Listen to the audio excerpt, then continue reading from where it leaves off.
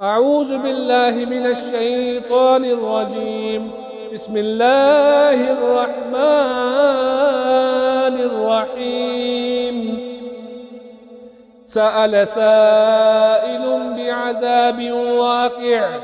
للكافرين ليس له دافع من الله ذي المعارج. تعرج الملائكة والروح إليه في يوم كان مقداره 50,000 سنة فاصبر صبرا جميلا إنهم يرونه بعيدا ونراه قريبا يوم تكون السماء كالمهل وتكون الجبال كالعهن ولا يسأل حميم حميما يبصرونهم يود المجرم لو يفتدي من عذاب يومئذ ببنيه وصاحبته وأخيه وفصيلته التي تؤويه ومن في الأرض جميعا ثم ينجيه كلا إنها نزاعة للشوى تدعو من أدبر وتولى وجمع فأوعى إن الإنسان خلق هلوعا إذا مسه الشر جزوعا وإذا مسه الخير منوعا إلا المصلين الذين هم على صلاتهم دائمون والذين في أموالهم حق معلوم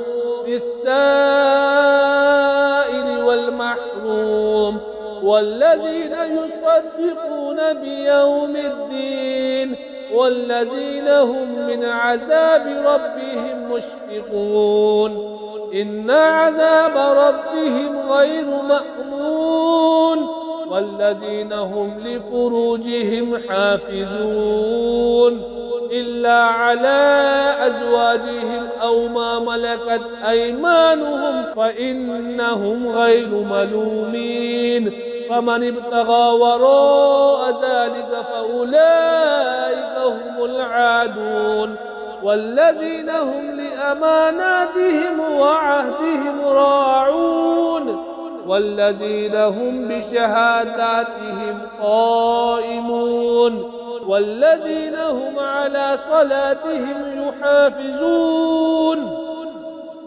أولئك في جنات مكرمون فما للذين كفروا قبلك مهطعين عن اليمين وعن الشمال عزين أيطمع كل امرئ منهم أن يدخل جنة نعيم كلا إنا خلقناهم مما يعلمون فلا أقسم برب المشارق والمغارب إنا لقادرون على